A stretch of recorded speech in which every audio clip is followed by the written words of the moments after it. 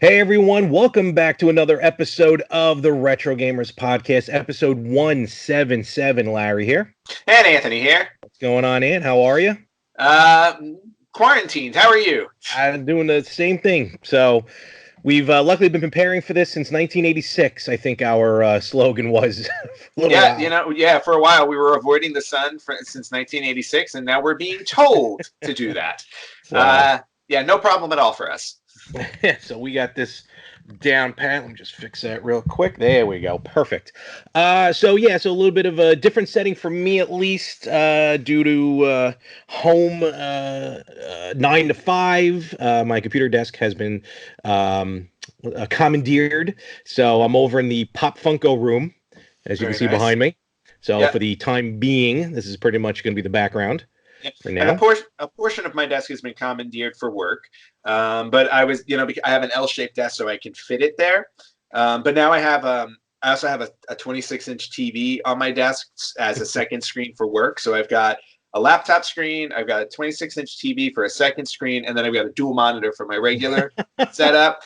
And because my cat loves to spend time with me and walks all over my keyboards, I have her pillow on one side of the desk, because if I don't put it there, she just walks all over everything.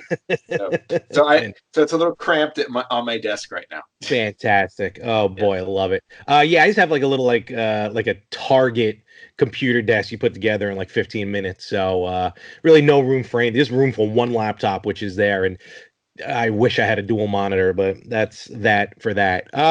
So we're gonna be here. We're gonna be actually today's gonna be a fun topic. We're gonna talk about it's at time again. Unfortunately, kind of forgot what time it was.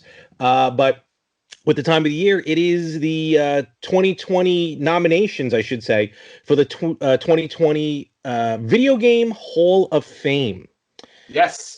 Very excited about that. I always enjoy when this comes around every year, because it's really cool to see which games are getting nominated and which ones are most deserving of the accolades. At that point, because there are so many.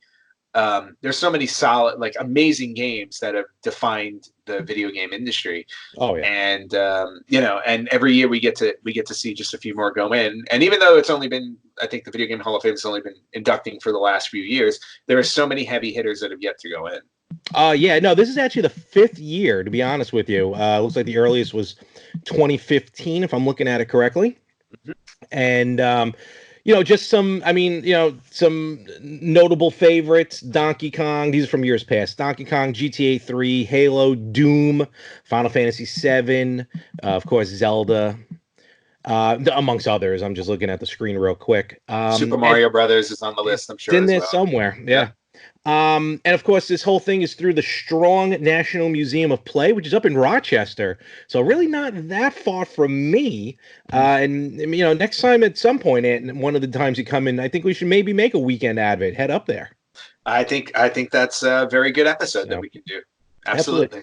And you go to worldvideogamehalloffame.org, and you can vote once a day. Basically what you can do is you vote once a day on whatever you games that you want, and then the ballot was running from March 19th, ends April 2nd, so by the time this drops you still got a couple of days to vote. And it's even if you vote on different not one game, I think like 6 of them maybe go in or something like that. So you can vote for different ones, just to be fair. And you might as well, if you want to be a part of the process, obviously, and see your picks go in, then definitely go and vote.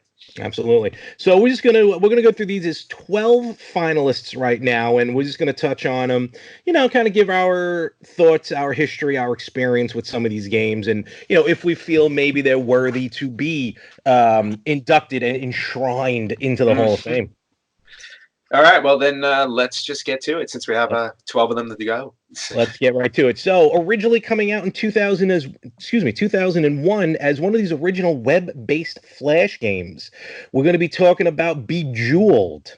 Oh wow, okay. I didn't expect that to be on the list. Which started really that kind of match 3 craze, if you will, kind of akin to Tetris 2 or Pokemon Puzzle League, where you just move one piece around to match three or more pieces. And of course, this is all coming from the website. Just to mention real quick. Let's see. So in 2013, it was estimated that this game was downloaded more than 500 million times. Mm-hmm. And in 2008, Entertainment Weekly called Bejeweled the Gone with the Wind of the casual game world. Well, yeah, because casual gaming, I think, was really just kind of, I mean, Bejeweled was at the birth of casual gaming because, your average person really game regularly until cell phones started to become a thing, and not only becoming a thing, but once you were able to start downloading games, on a mobile phone, it was just a cool way to pass the time. Now, granted, on your computers, you had you had Solitaire, you had Minesweeper and stuff like that, but this was like the first really simple kind of puzzle game that anybody could just pick up and play. It was just super easy to play. And Solitaire is in the Hall of Fame. Yes, it is. As it should be. 2001 also really was the kind of, the iPhone, I think, just came out in 2001. So, cell phones were really getting ready to make that dress. Let's for a moment, kind of, for those who don't remember or weren't around at the time, when cell phones first came out, they were just a plethora of different styles, versions, sizes, clamshell, regular. I mean, they were nuts, all different kinds. The iPhone comes out. I'm not saying, iPhone did it, but when the iPhone came out, all the phones started to kind of become one style, the way we know it today. Touchscreen, iPhone, there you go. We all have a touchscreen. Or Androids. Exactly. But that's they're little televisions. And I remember in 2001, I think that was around the year I may have even gotten my first touchscreen. I think it was a Dare. I forgot to put it. I think LG put it out, maybe a couple of years later. But with the touchscreen and even with the regular clamshells, and I don't know if you remember, I was definitely playing some of these mobile games. And Bejeweled, you can on your commute to work, if you were taking the train or something, just pop out the cell phone and just play real quick, and then you're done and walk away. Yeah, I mean, I was a little late. I don't want to say I was late to the cell phone game, but I actually kind of held off on cell phones at the beginning because they were a huge craze. And at the time, I remember saying, oh, I don't want people to be able to find me every second of the day. I just don't. I just didn't want that type of attachment to me. So I kind of held off. And the reason why I wound up getting a cell phone is because I was working as a production assistant on a short film, and they sent me to go pick up one of the actors. And when I went to go pick up the actors, they accidentally gave me the wrong address. So I was standing outside of his house for like 45 minutes, and the actor's not coming out. And I'm like, well, what do I do? I can't. I'm just waiting here. Yeah. So then I walked down the block, find a payphone because there was no payphones around, and I called the producer, and I'm like, hey, where's this actor? I'm like, and I read her off the address, and she's like, that's the wrong address. Oh. So then she gave me the correct address, and I drove down the street. It was like a block and a half down, and then of course there he was standing out there, and he's like, I've been waiting here for like an hour, and I'm like, I'm sorry, they gave me the wrong address. And then when I came back, the producer was like, yeah, you should really have a cell phone if you want to work in this business. And that's when I went and got a cell phone. There you go. I mean, eventually would have gotten one anyway because that's just how we live today. But exactly. That's a pretty funny story. Yeah, I think that was like 2003 or 4. Do you remember your first cell phone? It was a Motorola flip phone. Okay, all right. I think I still have it. Really? That would be crazy if you did. Yeah, no, I think it's hiding. I remember I put it in. I just put it in one of my bags and left it there. And every so often, when I open that bag, I'm like, oh look. That is weird. Yeah. I had that little tiny Nokia blue phone. Oh yeah, I remember this. It was so tiny. I never understood those really tiny ones where like your thumb was too big to even press the right numbers. Oh yeah, so this is my wallet because I'm a minimalist now. So this was probably the size of my original cell phone. Yeah, it looks and I remember when I talk, it always felt weird. So literally, I would talk like, "Hey, how you doing? What's going on?" Okay, I'll be right over this and all the time. The time. But but those early phones weren't very Bejeweled friendly. Not those. No, they weren't. But speaking of, I'm actually going to go a little out of order on this screen because this is a great way to go into the second finalist, Nokia Snake, which was on all cell phones. What was funny is I was going to say on my flip phone, I was like, I didn't have Bejeweled because it was one of those simple phones, but I played Snake all the time. I love Bejeweled, Bejeweled, I'm pretty sure you did have to pay to download. Snake was pre-installed on like every cell phone back then. Yep. Because And you can make it with just like a couple of pixels. It wasn't, you know, simple. it was like one of the simplest games, and I loved Snake. It was just so much fun. And again, just reading straight from the website, in 1997, Finnish tech company Nokia, I didn't realize they were from Finland, released a game to play on its mobile phone with a simple concept: move a snake around, gobbling up pixelated food. It was aptly named Snake. Let's see. It was the first cell phone game to demonstrate that mobile phones could be significant gaming machines. It was pre-installed on more than 350 million phones. Wow. Setting the stage for a mobile gaming revolution that would come a decade later with the introduction of Apple's iPhone and the App Store and Google Play and stuff like that. So Snake was the kind of the pack-in game for cell phones, and I remember my little Nokia had Snake, and it had like a slot machine type game, but Snake was definitely the game to go. And what happens is, you would eat the little food, and then your snake would get 1 pixel longer. And it was just an endurance game. That's really what it was. Yeah, you were just you were trying to figure out, you were trying to make the longest snake that you possibly could make before you ran into yourself. Basically. Exactly. Or into the wall or something like that. Yeah. And multitude of versions of Snake have come out since then. So. Yeah, and again, one of those things where it's like, it's interesting, the first two that are up for the Hall of Fame, because when I think of gaming, I don't necessarily go to, my brain doesn't go to mobile gaming, because casual gaming to me is kind of almost a throwaway in my mind. But you start to realize, talking about it like this is like the impact it had on the gaming industry, because of how many people that it managed to reach out to that weren't necessarily gamers. And you know what, and I hear what you're saying about that, but just to, I mean, think of some of the games that are in right now. Microsoft Solitaire, a casual game that came with every computer. The Oregon Trail, which we all learned something. We all played it in school.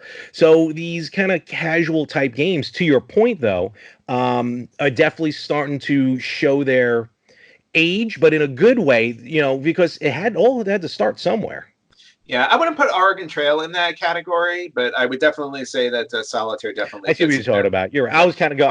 Oregon Trail is more like a text-based adventure. You're right. All right, so let me just go back to the finalists.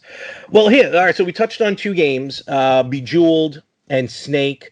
How are you feeling right now about their their finalist status? I think Snake absolutely belongs.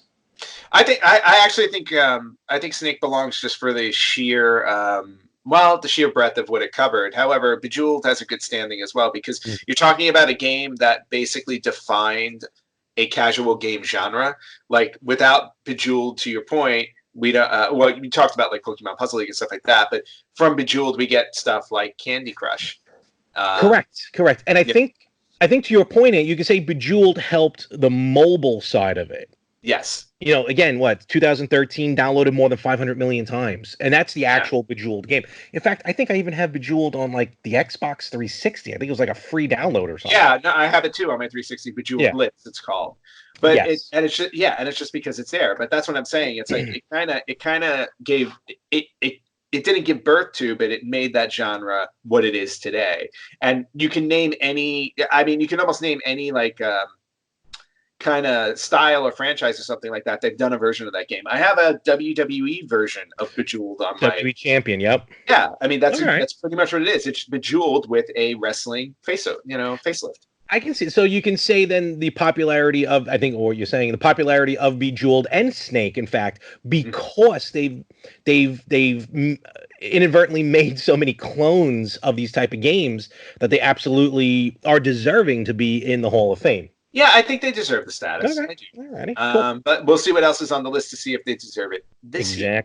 Exactly. So coming up next, When it debuted in 1981, Atari's Centipede challenged players to blast an insect as it zigzagged across the screen in challenging patterns and at various speeds.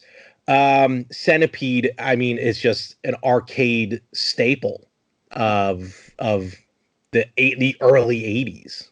Oh yeah, no, and I remember playing. I remember playing that game like crazy as a kid in the arcade, and eventually on my Atari when I got it. Of course, didn't look as good on the Atari compared to the arcade, but But at the time, it was at that worth it. time it didn't matter. I was Yep. like, I had it in my home. I didn't have to. I didn't have to beg my parents for quarters to go play Exactly. it. So I was perfectly fine with it. Between Centipede and then Millipede as well. The sequel, Millipede. Yeah, Yep. yeah, Uh, Millipede. I remember Millipede being more challenging because the Millipede was faster. yes. Yeah. And of course, that also, learning what a centipede is and what a millipede is at that point. Yeah, exactly. And Centipede, yeah, no, Centipede was a great game. I mean, again, it's one of those ones. Even now, like if you have Atari Classics on your PS4 All or over Xbox the or place. something like that, Yeah. yeah, exactly. It's a game that you can very easily find, and it's a great way to throw away 5 or 10 minutes. Here's an interesting. I didn't realize this. Co-designed by Donna Bailey, D-O-N-A, I guess Donna Bailey, one of the only female programmers in the 1980s arcade video game industry. The game helped attract more women into the arcade. So, Nice. especially during the 80s, you would think these arcades were just dominated by, teenage boys, which for the most part they were. But, I guess, hearing, with a female lead designer or co-designer, that brings in not only a whole another half actually of society to Yep. play games, but I'm sure the arcade owners were like, sweet, that's just more money coming in. Yeah, impact value, basically. Exactly. And then of course Centipede, most recently, every time I think of Centipede now, I think of Pixels, the movie Pixels from a few years ago, the Yeah. Adam Sandler movie. It was Which fun. to this day I still haven't seen. Really, I mean, Yeah. again, it's not going to win any Oscars. It's not going to blow you out of the seat. But for what they did and the nostalgia factor, Mhm. I still love that movie for that matter. And there's a great Centipede scene in it that does it justice. Okay, So I'll get around to it at yeah, some point. that's I what's have free time. that's what's good about Pixels. It does all the games that they feature justice. Okay, cool. So it's pretty cool. All right, so Centipede. I personally wasn't a fan of the game. I wasn't. I'm not saying it's a bad game. I never really played it that much. What, Centipede? Centipede. Okay. All right. Well, it's one of those ones where you just had to have a appeal towards it. I mean, it's like any game. I mean, there are some games that you find more appealing than others. Centipede was definitely one of the arcade cabinets I would hit up in the arcade when I was there. All right. Next up, released first by Konami as an arcade game. Well, duh, right? Frogger challenged players to navigate a frog through oncoming traffic and over a river, combining simple mechanics with increasingly difficult gameplay. Frogger, I absolutely played whenever I saw this cabinet in the arcade. Yes, as did I. I mean, that was just a no-brainer. In fact, I think Frogger was maybe one of the first. No, it wouldn't have been one of the first games. I think it was one of the earlier games that I got on my Atari 2600 because that port was actually pretty solid. Yeah, there's really not much to it. You got the frog, you got the traffic, you got the logs, a couple of alligators every now and again. The simplicity of Frogger, it was just, you would think it's so simple, but it's so difficult at times. Well, yeah, I mean, there's always going to be a challenge to it because as the boards went on, the traffic got a little bit faster. There was that one lane that had the race cars, I would call them.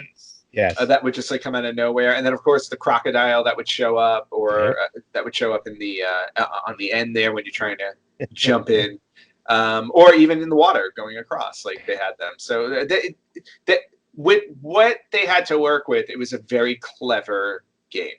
Yes, and remember back then there were no final level, so all that did was just get harder and harder and harder. Yeah. I still don't understand what it meant when you got remember the white frog that would turn you white? I didn't understand like if it just gave you extra points or did it make you go faster? I think it made you go faster. I don't remember white frog. I know you got like a bug or something that you jumped on or jumped on your back, and that gave you bonus points. Nah, there was one where like Oh, sometimes frog. on the water scene where the logs are going across, there would be a frog walking back and forth, and when you grabbed it, it was a white frog, and when you grabbed it, it did something, and I don't remember what it was. I don't know if it made you go faster or not, but it did something. Hmm. That's the first time hearing that. Really? Oh. Yeah. Okay. Well, Well, we'll have to something for you to look at. absolutely. We'll have to check that out later. But if I were to pick, since they both came out around the same time, let's say Frogger and Centipede, Oh yeah. I would lean towards Frogger. Me too. I would too. In fact, let's see. Game launched more than 25 official and unofficial sequels and reboots. One of them actually on the PlayStation. Remember, PlayStation for a while was kind of like rebooting these Yes. games like Pong and all them. Yep. Frogger was one of them and was a really good port. There's even an official Frogger sequel or a remake or whatever you want to call it now on Apple Arcade that's exclusive to Apple Arcade. Oh, that's It is pretty cool. Frogger. Yeah. I never took advantage of those reboots on PlayStation. I think it was PS2, right? That really did them, or was it No, PlayStation? original PS1. Yep. Oh wow, okay. Yeah, I never took advantage of this. I used to buy all the classic collections, but I never like 25 different versions of Frogger. Didn't think it made that many. Yeah, honestly. Let's see what else we got. Frogger has been the subject of a song by the band Bad Religion. That's interesting. I Nice. didn't know that. I got to go back and check that out. I gotta check that out too. That would definitely be 80s. Featured in Walt Disney's Wreck-It Ralph. That I And remember. perhaps most famously, and this I love this episode, it was a centerpiece 1988. That's not true. Probably a 98 episode. Centerpiece of an episode of Seinfeld. Oh yeah, that would have to be 98. Yeah, that was a little typo. That was the best. The pizza shop was closing up. George had the high score, and his name was still in there, which we all know is impossible because when the power goes out, all that resets.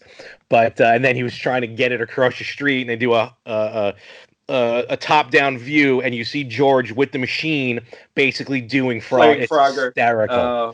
Great episode. I guess I should see that episode then. It's a good one. It's a really good one. All right. Next up. Oh, this is. I gotta say, this is. I mean, Anthony doesn't know the list. Obviously, I'm looking at it here. Yeah, this I'm actually grabbing a little post-it to write them down so I can make some selections later. So, all right. So where are we? We have Snake, we have Bejeweled, Centipede, and Frogger. Centipede and Frogger. All right. 12 in total, and we're gonna do a couple more here right off the bat. Yep. Go for it. What you got? Because we haven't hit the real consoles yet. No, how dare you? An arcade is a real console. No, you know what I mean, like the real home console. No, I know. 1, 2, 3, 4. Well, we are about right now, and it's funny this one comes up because you have mentioned many times how this is a great game, but you never played it. The Nintendo 64's GoldenEye 007 stormed into living rooms in 1997 and proved that the first-person shooter game could succeed on the home console. Yep. And as proven by the Predator demo I played last night on PlayStation 4, I am still not equipped for first-person shooters. I got to download that. It's not on Xbox, actually. It seems like a PS4 exclusive. Yeah, I think it's going to be. It's being created by Ilphonic, the company that made the Friday the 13th multiplayer. Oh, okay. All right, cool. I'll reserve my judgment at the moment, but from the demo itself, it's not wowing me. But again, also a big portion of it is first-person shooting, and I can play maybe 2 or 3 rounds before I get a headache. There you go. So, but I know you still appreciate GoldenEye, and you understand the impact that this game had for not only the N64, but just gaming at home and gaming as a group. Well, that's what I was going to say. I mean, I think you can credit GoldenEye as one of the first games to really up the multiplayer experience. It was like basically playing Doom, right, or Wolfenstein, but with 3 friends. Absolutely. This got me through college. A lot of people through college. It did. It was one of the top. I mean, I can say that Mario Party, and at least on the 3rd floor of Earl Hall over there on Delphi University campus. Pokemon Puzzle League was also very popular during the late 90s and early 2000s. But GoldenEye was just that. I am not 100% sure I think I beat it. I think I beat it, but I can't guarantee. I may have to put that one on the list. Okay.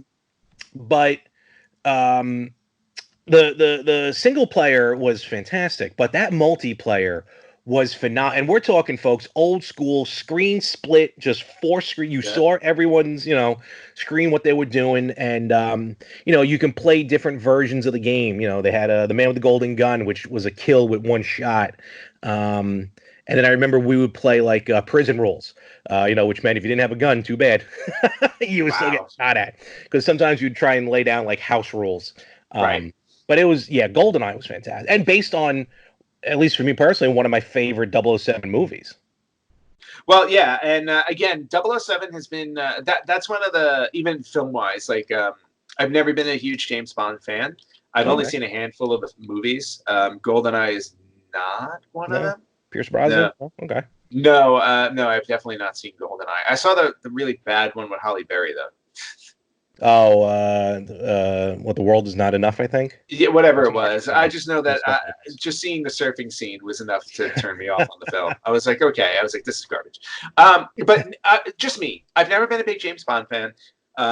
So GoldenEye for me, even though it was a first-person shooter and it didn't work for me because of my brain, it was not a game that appealed to me because it was based off of a franchise that, again, didn't appeal to me. So it was just one of those things where it didn't line up for me. However, again, the gravity of this game and the importance of this game and how it defined the genre, it's just, it's worthy of inclusion in the Hall of Fame.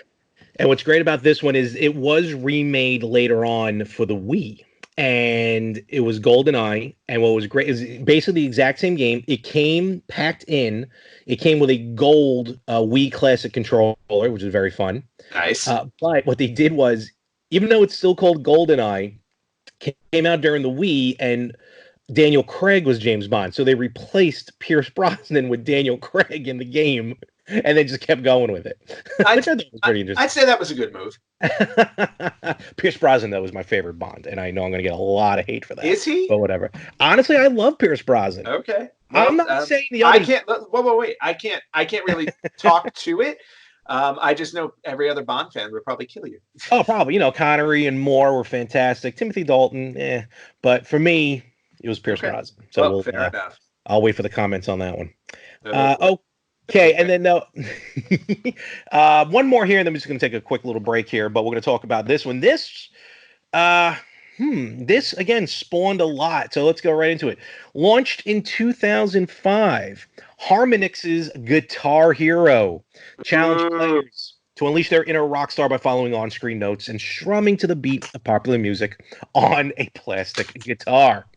Yes, and you know how I feel about Guitar Hero. Oh, it's and let's back up for 1 second. I think it was before the Castlevania episodes. One before that, we were talking about amplitude, and we were talking about frequency. Oh, maybe when we were live on Instagram. Which, by the way, Instagram, check us out, Retro Gamers Podcast. Randomly, me and Anthony are going to hop on there, do a live, just to talk and interact with people during this whole time. So be on the lookout for that. But yeah, and amplitude and frequency, which now that I have my PS2 hooked up, I can't wait. I got to find those games. Those at first, before we get into Guitar Hero, those games are very addicting with the rhythm-based hit the button at the and time with the music. Yeah, I mean, they kind of took a concept that to me started in my gaming experience. Kind of started with Parappa the Rapper on PlayStation 1. Fair enough. Yep. Where you had to press things in time. Yeah. And so, but then, when Frequency came out, not only was it different in the sense of you were only focusing on hitting the notes, like there wasn't an overall gameplay outside of it. It was just you're playing the song, you're hitting the notes, and you're choosing which ones you're hitting. Like in other words, like you had tracks for guitar, drums, singing, but they licensed music, so you were playing actual songs you heard on the radio. So there was huge interest in that. And now fast forward to Guitar Hero, where you're literally playing. Well, you're not playing a real guitar, but you're playing a controller-based version of guitar for these songs. And I'll never forget Guitar Hero, the first one, yes, monumental. The second one, track list on the second one was amazing, and then they topped that for me when they came out with Rocks the '80s. Because Rocks the '80s, I played and I basically played until my fingers quote unquote bled, which in that case would be carpal tunnel. Guitar Hero. I think I got in on it probably like Guitar Hero 2. I don't think I really played the original Guitar Hero. But Guitar Hero, you talking about like those spin-offs. Guitar Hero Aerosmith, Guitar Hero The Beatles, Yep. AC/DC Live. I loved that one. Metallica, I think, had one too, didn't they? Careful, we may be dipping into Rock Band. So, okay. But still, Rock Band though is all part of that genre. I was gonna say, without Guitar Hero, we may not have gotten Rock Band. Right, and Rock Band introduced a bass, drums, singing, and you mentioned you were not playing with a real guitar. There is a game though. I think it's called Rockstar or something, or Rocksmith. Rocksmith, where you actually hook up a real guitar. Yes. I wanted to pick up that game just to see if I can learn how to play guitar again, because a long time ago I tried playing guitar. I failed miserably. Me too. Way long ago. Also, because the guy didn't want to teach me because I was left-handed. But with Rocksmith, I think you're not going to probably learn, like you'll learn basic stuff. And I guess as you keep doing it, you'll get the hang of it. But if you're already playing a guitar, like people I know who already are good at guitar cannot play Rocksmith because you have to go through the tutorial and it's too slow for them. Right. It's too basic. But Guitar Hero, probably one of the few games, eventually Activision took it over, that has quite literally appeared on every console. Yeah. That was available at the time, including mobile. I had it on DS. Oh yeah, I remember that. Yeah, no, it spanned every single console, so there was no you couldn't get away from it.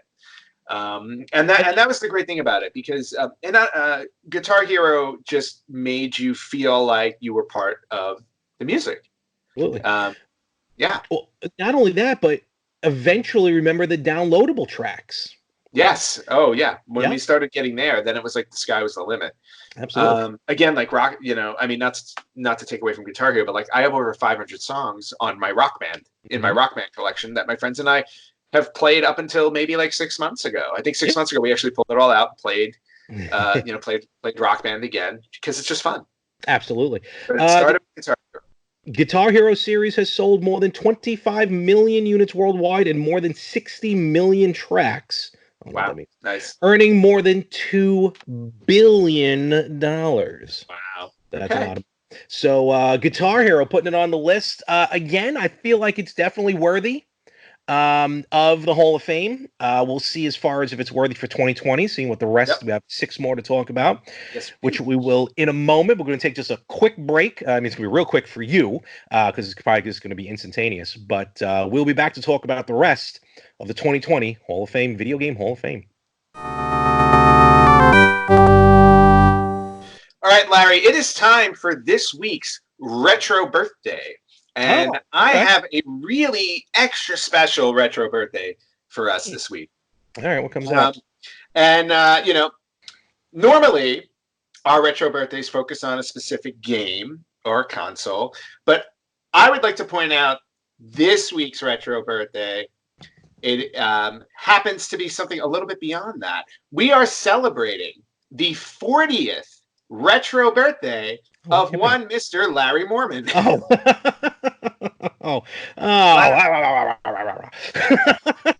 I mean, come on. I mean, we talk about retro birthdays all the time. We are the retro gamers, so I think this is a perfect opportunity for me and for everybody else to recognize obviously a very special, monumental occasion. 4-0. How are you feeling about this? Because when this episode drops, you will have turned 40 yesterday. No, 2 days. Yesterday. Yeah, that's right. It drops on the 31st. Yeah, well, I don't feel a day over 39, I should say. It's going to be interesting, or I guess it will feel interesting. Not the way I wanted to celebrate it, but we'll take it for what it's worth right now, especially because I had so much planned for my 40th birthday. So we may have to do a big 41st birthday as far as that together. Well, you can do a 40 plus 1. This is true. Birthday. This is true. 40 and a half. No, I do appreciate that. 40 years. It's a long time, and I'm feeling every bit of it. But, doing stuff like this with the podcast, especially with you talking about retro games, all the pops behind me, you probably wouldn't even think I'm 40. But, yeah, it's the aches and pains are there, but, but as long as we're still here doing the podcast. But I appreciate that. So thank you That's very much. okay. Now, cheers to you, Larry. And that has been this week's retro birthday. Oh, yeah, my mother's favorite.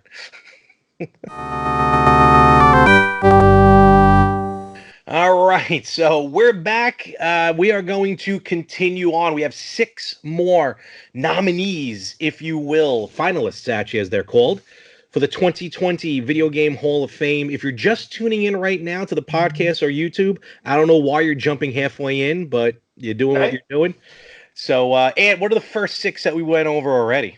All right, so the first 6 games that have been nominated for the Hall of Fame this year are Snake, Bejeweled, Centipede, Frogger, GoldenEye, and Guitar Hero. All right. So very insect heavy in the beginning, but then we saw branching out. Yeah, exactly. We got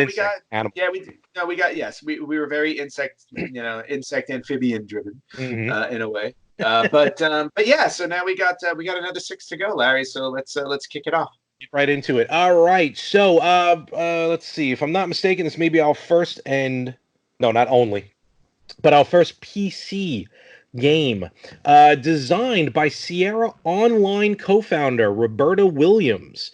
King's Quest from 1984 introduced players to a fantastical world of Daventry. Yes, King's Quest. I loved King's Quest. Did you play it? Yes, I did. Oh, thank goodness, because I've never played this game, and I kind of thought this was going to be the one that we were going to kind of stumble through. No, we're probably going to stumble through it a little bit, because I don't remember which one I played, if it was like 4 or 5, but I had a King's Quest set. In fact, I got to see if I still have it in my good. So this is my PC game binder that I've had since the early to mid 90s. Yeah, I remember that from back in the day. Yeah, I've never gotten rid of it, and it's funny when I go through this and I see like the discs that I stuffed in here, because a lot of them aren't really PC games. But I remember it's cheating. No, what? Some of it's cheating. Well, no, but here it is, right here, King's Quest Collection, right there. Nice. So. I did have the King's Quest collection. I bought this back in, this was for Windows 2000 XP. So this was kind of somewhere around 2000 that I bought that. Wow, okay. But what was really cool about it was, they were just these really cool, I almost want to say they looked 8-bit adventures. And here comes a cat. Pillow. Go to your pillow. I don't think she's interested. There she goes. No, pillow. Podcast. Yeah, we're podcasting. You don't want to be on? Okay. So King's Quest was just really, again, I didn't get too far into the games, I'm not going to lie, but they were really interesting in the sense of when they came out around the time, when they came out in the 80s, they were very, they were just special games because you got to go on literally like this fantasy style quest throughout the land of Daventry.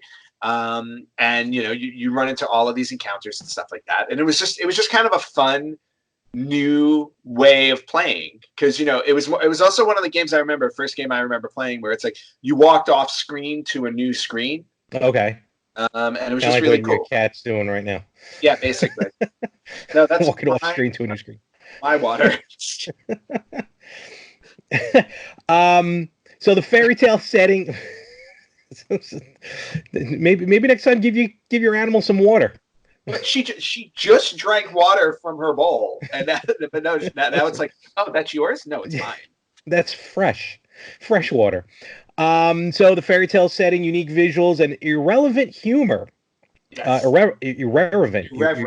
Irreverent humor helped to make the game a hit on personal computers and popularized the graphic adventure genre. That's why I never played it. I just never was, and even today, just not into PC gaming. Just not me. Stop teasing your cat, because now it's on video. I'm not teasing her. She just you won't like Britta. There she goes. No rhythm for you. Only toilet water for the cats. Uh, Just go to your pillow.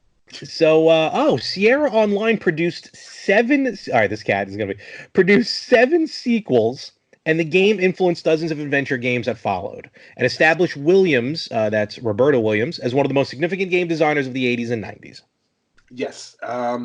So again, not that much experience with it, but from when I remember play again, I probably haven't played it in like 25 years. But Fair they did release a oh she's mad. They did release a they released a newer version of King's Quest on the PS4 and Xbox One, if I'm not mistaken. I think so. I was just trying to look it up as we were talking here. There was where'd it go? King's Quest: The Complete Collection came out in 2015. Let's see. And then there were other versions.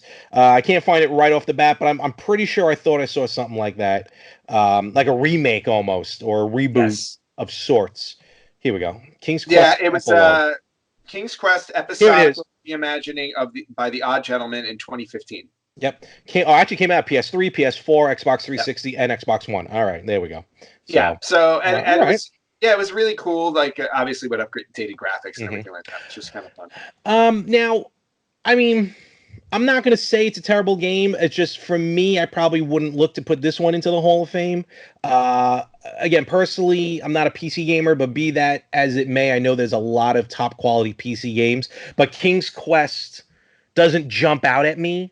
I'm familiar with the name, but I mean, I'm not going to be disappointed if it goes in. All these games are deserving in some way, shape, or form. Yeah. But for me personally, I'd probably skip King's Quest. Yeah, no, I mean, it's again, when I look at all the other ones on the list at this point, so far, so far, I failed to see the impact, like, or it doesn't have the impact like the other ones do. Fair enough. All right, so moving on. With its endless play possibilities, Minecraft has become a global phenomenon since its introduction in 2009.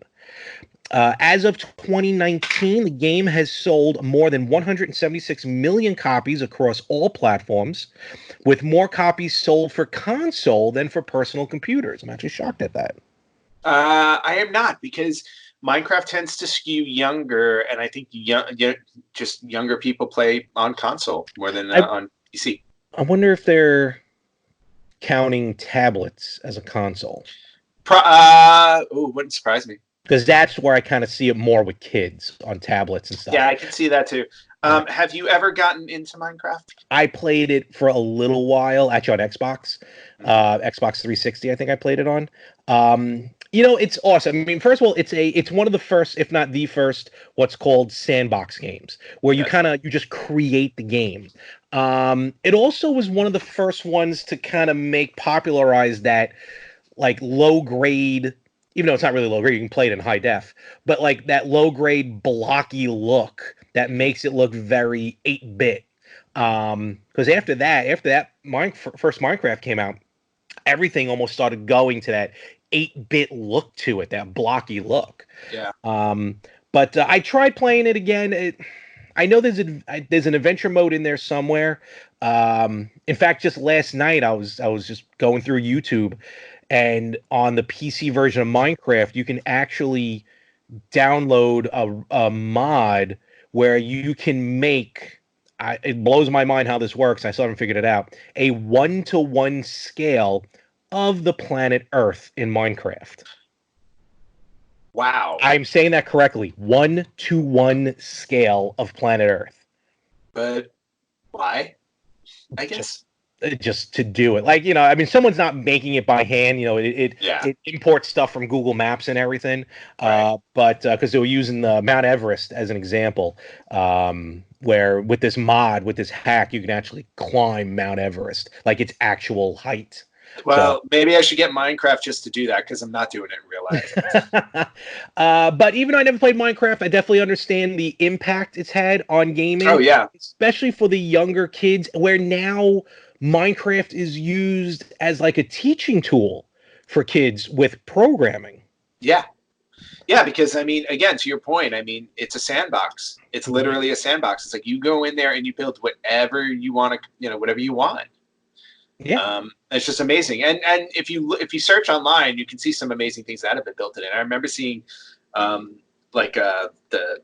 Legend of Zelda, the original Mhm. Legend of Zelda, like built in there, or somebody tried building Legend of Zelda in Minecraft as a 3D base game, Oh, the interesting. original one. Yeah, and then Nintendo went after them, of course. Absolutely. It's because that's what they do. But yeah, they're uh, I guess the most important thing to point out with Minecraft, not only for 176 million downloads is huge, but again, kind of creating a whole new genre, like Hmm. this whole sandbox genre that didn't exist really Hmm. before, unless again you were a computer programmer. Yeah, exactly.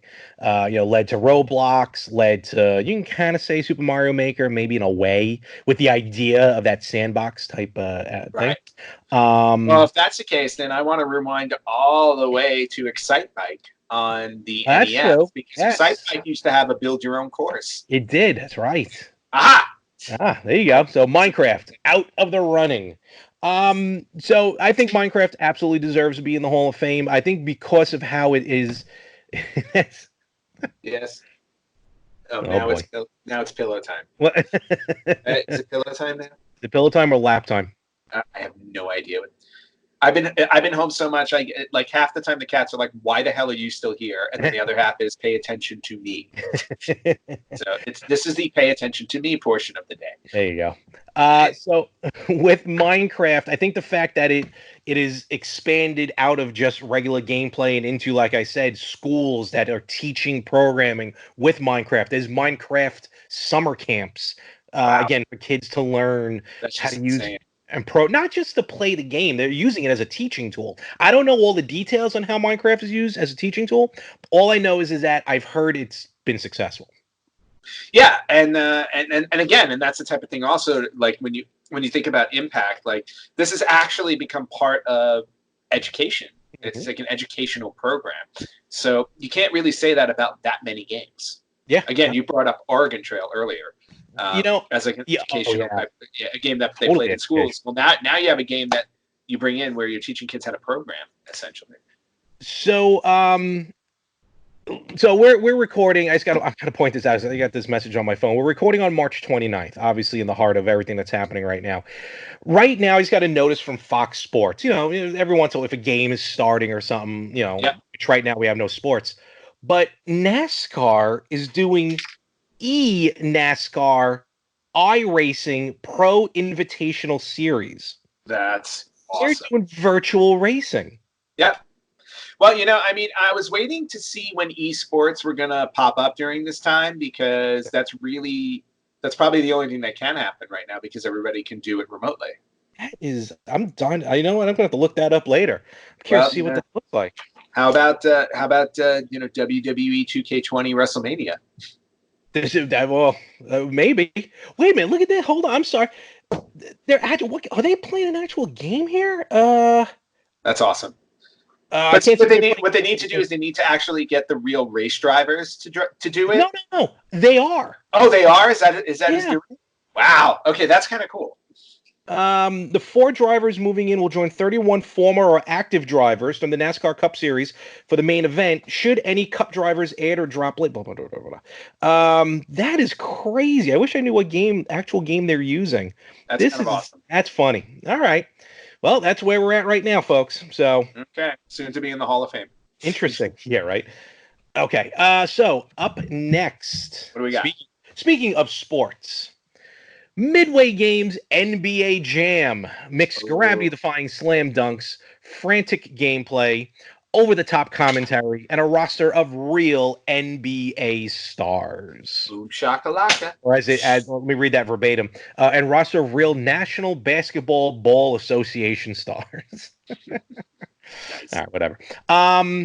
There's some interesting facts. Let me read the rest of it here. Released first to the arcades in 1993, it earned operators $1 billion in revenue in its first year, and became one of the most important sports arcades games of all time. Later entered millions of homes on console systems and spawned 3 sequels. Nice. Its success led Midway Games to create an entire sports arcade game division, which ran from 97 to 2012. Okay, now geez, I mean, you can basically see how much that meant for the industry at the Mhm. time. NBA Jam, I've never been a basketball fan, just Yeah, neither not have my I. sport. Mhm. Not my sport. Did not stop me from playing NBA Jam. It was probably the only basketball game I've ever owned, or probably the last basketball game I've ever owned. Because I remember having a couple on like the Sega Genesis. Yeah, they're Um, like Jordan versus Bird or Bulls versus Blazers. yeah, those I had, Yeah. but I gotta say, yeah, NBA Jam, it was just fun, just flat out fun. I don't think I ever. I think I played it on a home console first before actually playing in the arcade. When I started in the arcade, I wasn't drawn to it, but playing at home, and it was also I remember NBA Jam being one of the first multiplayer games that I seriously played with friends. Because this was before high school, so before I met you, on the Super Nintendo with the four Oh player yeah. adapter. Mhm. So I remember doing that. NBA Jam, the style of it, yeah, actual basketball players in 2-on-2. Yes, it is wackiness, but you always had what's his face? Oh, I can't remember the commentator's name. He's heating up, he's on fire. And then the classic Yeah. boom shakalaka. What the hell was that guy's Yeah, name? I mean that was all part of the appeal of that game. That was just all Oh part yeah. of the fun. And again, Also, it was super. It was just really exciting because it was fast. It used to go really really yes. fast. Yeah, it wasn't because the rules, the gameplay was arcade. It wasn't Yeah, it wasn't a simulation.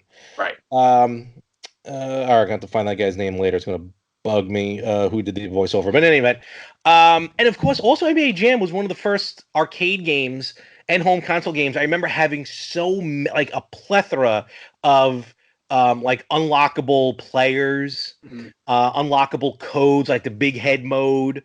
Or you know what? I'm gonna try and look it up right now. Some of the unlockable players that were in the game. Do you remember? Like they just had so many of them. No, again, it's a game I probably haven't played since the arcade. I don't remember if I ever owned it on any console. Oh no? So Oh okay. I'm trying to remember if I did. I mean, I remember playing it with friends, but it may have been because they had it, not me.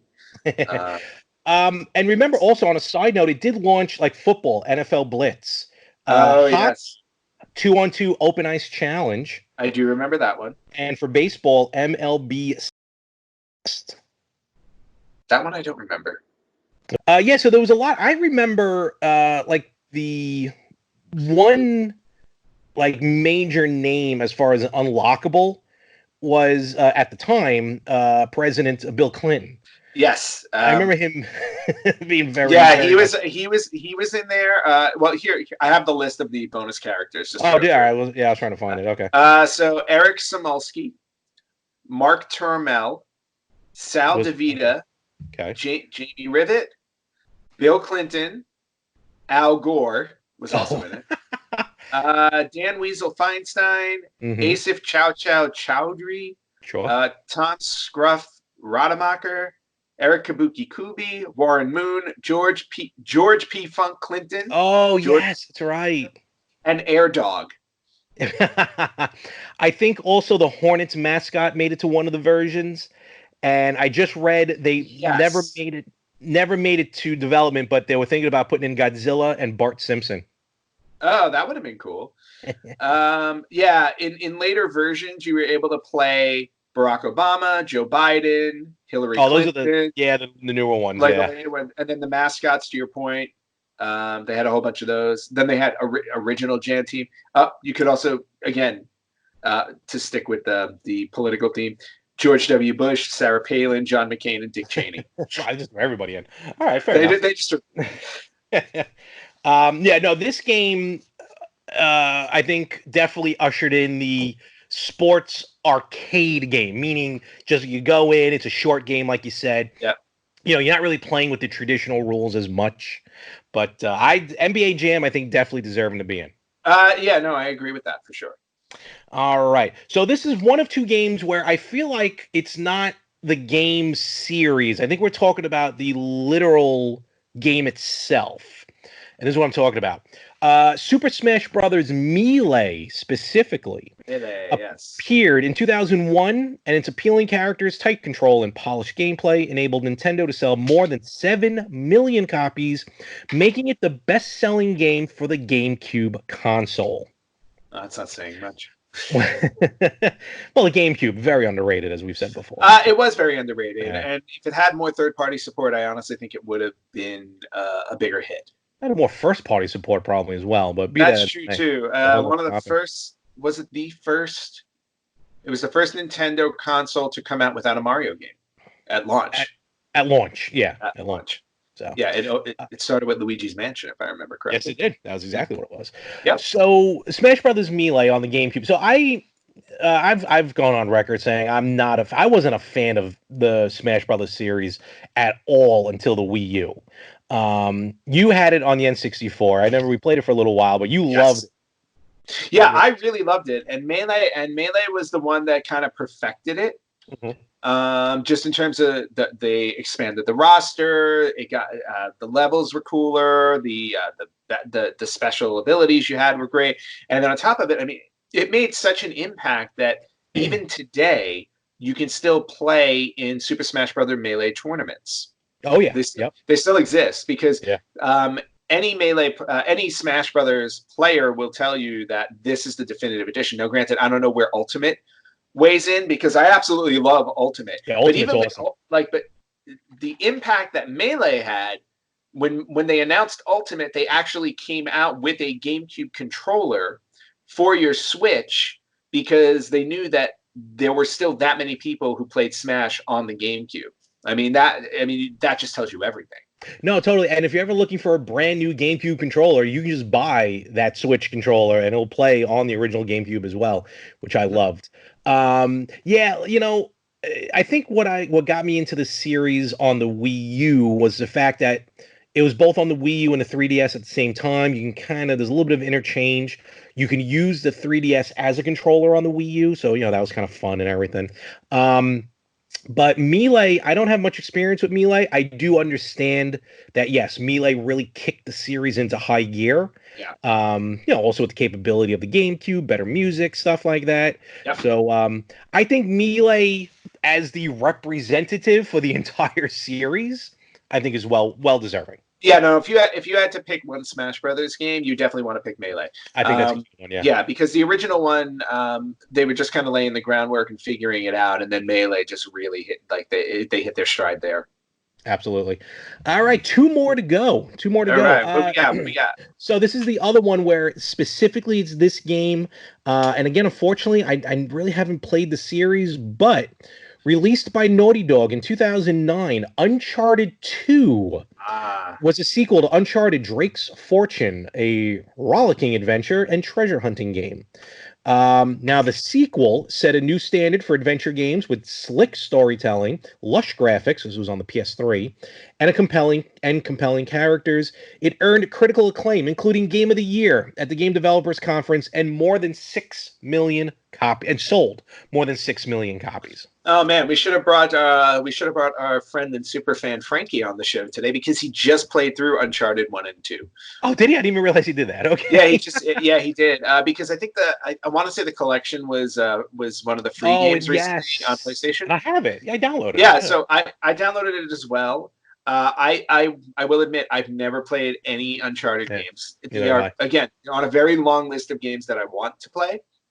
But I do remember the popularity of Uncharted 2 because again, it's one of those things where the first one kind of lays the groundwork and then the second one soars. You see that with a lot of games when they come out. It's like the first one is like, okay, we're going to put this out and fingers crossed it does well. And then obviously, when it does well, it's like, okay, now we need to up the ante here and we got to make it. How can we make this better? And Uncharted 2, to your point, I mean, so many games come out every year to win Game of the Year now. Yep. That's a big deal. Absolutely. It's a huge deal. So I wish I could say more to it, but I can't. I think there's been talks about Tom Holland playing as Drake in a big screen version of Uncharted. So we'll see. But that's the impact it's having right now. Yeah. Well, who knew Spider-Man could be Drake as well? So. So all right, so Uncharted 2 definitely it hits. It's a very popular game. Maybe not in my list. Sounds like in either one of our lists of Hall of Famers, but it's definitely if it goes in, it's justifiable.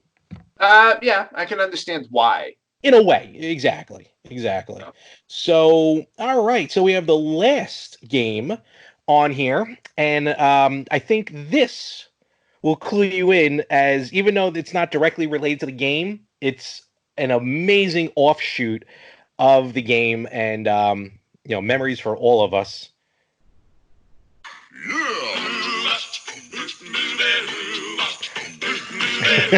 wow. We can stop that now. Yes, Yeah. released by Border Bond. I can never pronounce that. In Uh-huh. 1995, I thought it was a little earlier than that. Where in the world is Carmen Sandiego spawned one of the best-selling edutainment Yep. franchises? Oh, no Uh, question about it. Let's see. Designed for the first generation of graphic-enabled personal computers, the title made learning world geography fun for millions of students as they searched for the whereabouts of the mysterious Carmen Sandiego. Of course, the various sequels. Where in Time is Carmen Sandiego? I think there was another one. Yep. Maybe Where in Space. I'm not 100% sure. And of course, the amazing game show that was on public access television. Yeah, I remember the game show on PBS. Obviously, the group that sang the theme song for it, Rockapella. was it Rockapella? Rockapella. Rockapella. Yep. Which was really awesome. And then not only that, I want to say now 2 animated series based off of it. I know of at least one. I know. There's been various. Well, I was gonna say I know of one because I worked at the company who made it. Oh, the earlier one. Right, that was the first one. But then recently, Mm-hmm. recently there was a new series for Carmen Sandiego. Yes, It was there like a year or is. two ago. Yeah, I think it's running right now. That one kind of drives me a little batty because she's actually on a good side, not a criminal. So, but Okay. be that as it may. But no, Carmen Sandiego, I definitely on the NES. Let's talk about the because this is like the computer version. Yeah. But if you remember on the NES, it came with an encyclopedia. Yep, because I had Where in Time as Carmen Sandiego Yeah, on that's the the one. So That's yeah, the one. so I had the encyclopedia that came with it. I mean, it was a thick encyclopedia too. It was, and the game itself was insanely short. I mean, you can get through a round of Carmen Sandiego in like 5 or 10 minutes because it was really, yeah. I mean, you just had to know where to find her. That's all. Like, and you would follow her trail. But again, yeah. very talking about edutainment.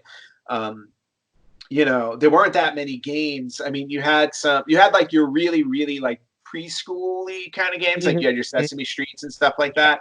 But this was one that kind of took it another step, where it's like you were appealing to a little bit of an older kid, and you were making it a fun mystery Yes. kind of game, which was I just think the two of them combined were just a really slam dunk. Totally. Not to pun NBHM.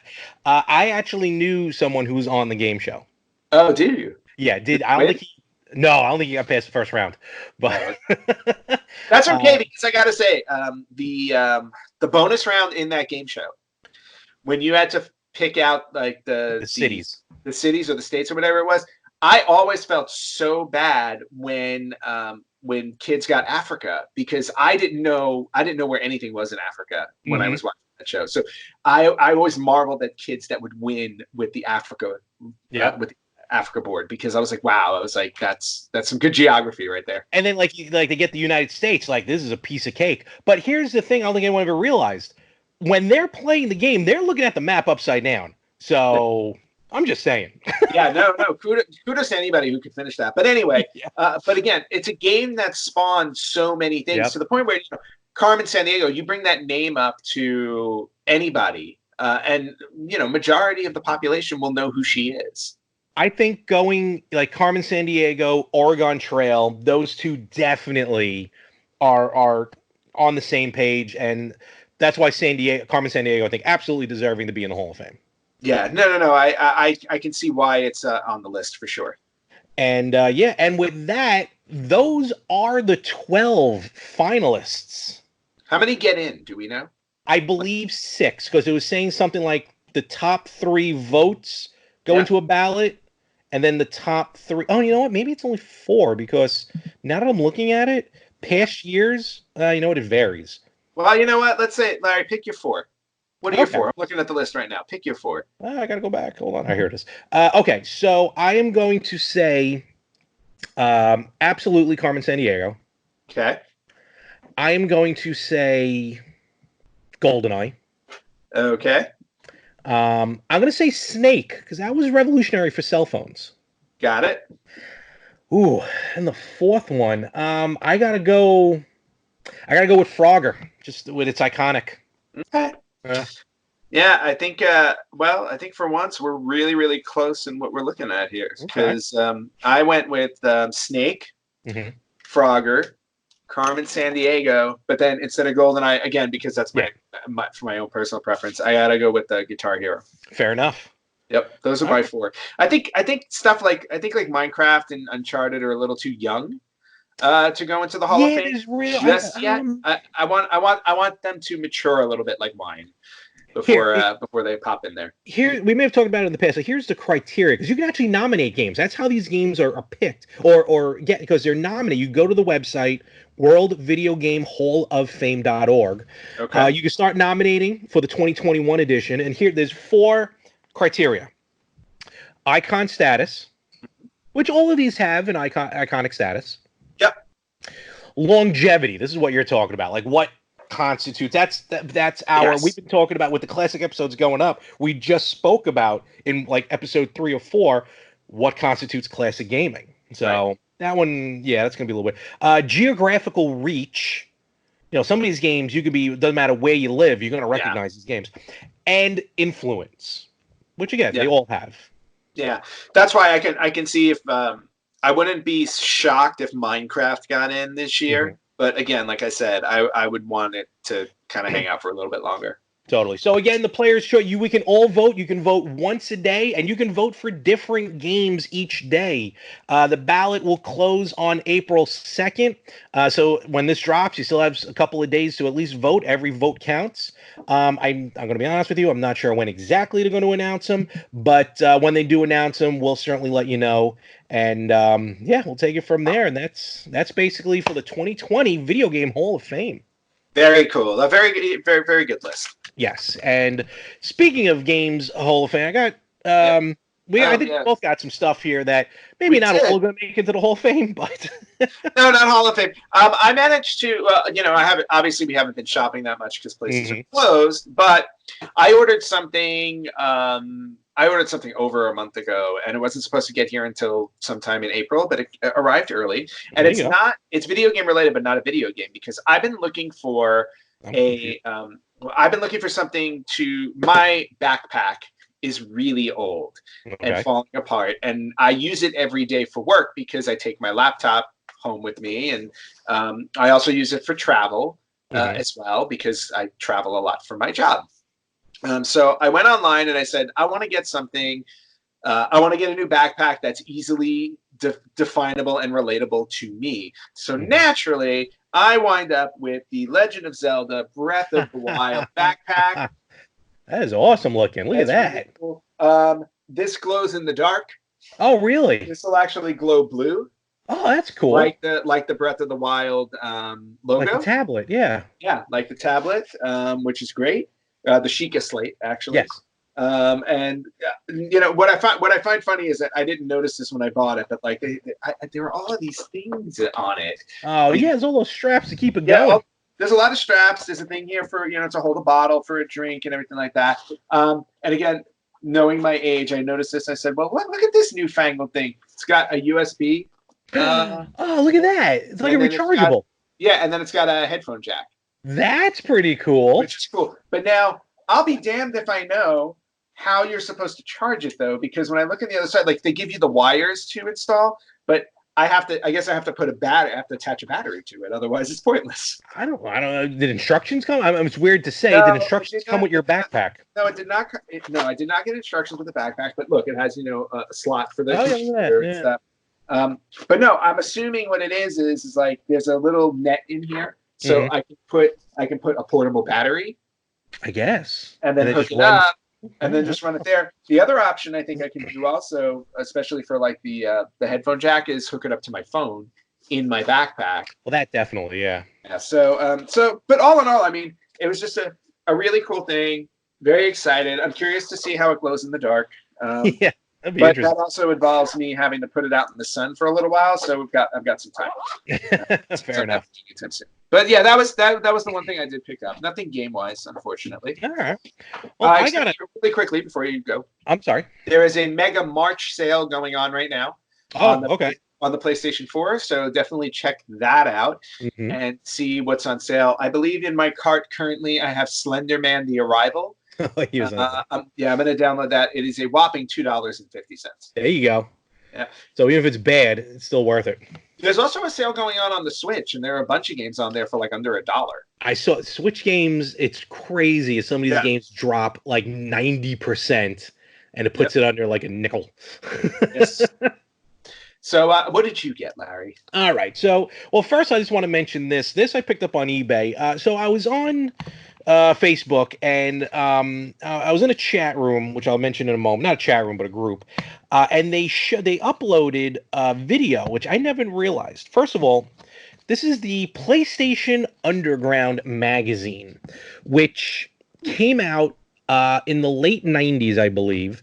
And there's 2 discs in here, 2 playable discs. So the magazine, they call it a magazine, but you play it on the PlayStation. Got it. It's loaded with a couple of demos, some interviews. When you mentioned Pa Rappa the Rapper, what they used to do with this, they'd be codes. Like they would actually tell you some codes, but there's also some codes or unlockable features or whatever you want to call them that you can download directly to your memory card. And one of them, I think, was Pa Rappa the Rapper, where if I remember it correctly, is it in here? You download and it gets you to the end of the game with an unlockable, whatever the unlockable song is at the end. That's really cool. Yeah, so it was, cool. I didn't realize they did that back then. So it was pretty cool. But the reason why I got it was because this particular issue 1, Volume 2, featured Mystery Science Theater 3000. Nice. And I am a huge MST3K fan. And what they did was they, like when you boot the disc up, it's them. It's this for the MST3K fans. It's the Sci-Fi Channel era. So you see the 3 of them, Mike, Crow, and Tom, playing games. And then they go into the theater and they riff on a couple of like they riff on a PlayStation commercial that kept it was like the outtakes. So they'd riff on that, and they riffed on, I don't know what game it was, but they also riffed on like a game boot up screen or something like that. So it was actually really fun to watch, and really I got this just for that, the fact that it was MST3K. So that's what I picked up. So PlayStation Underground. Very, very nice. The 2 there it is, 2 discs. A nice, interesting random thing to pick up too. Absolutely. And what's pretty cool is I think they mailed it as is, because there's the like the post office. So I think you actually this in the mail. So it's pretty cool. Cool. Very cool. And then of course this was amazing. So I got a call from Anthony recently. Game On, they were getting ready to unfortunately close up for the time being, but they were still doing some like curbside pickup and stuff like that. So Anthony was kind enough to call in for a game. Well, I thought was a game for my birthday. Again, we were really a little trouble shopping. So he's like, I got you some, but you got to go out into the world and pick it up. I was like, oh. Yeah, okay. sorry. I'm sorry you had to risk your life to go get it. Don't worry about it. No worries. So I'm like, okay. So I go to the store. They hand it over to me. And then when I get home, I was floored. And I texted you, and I still mean it. I was floored.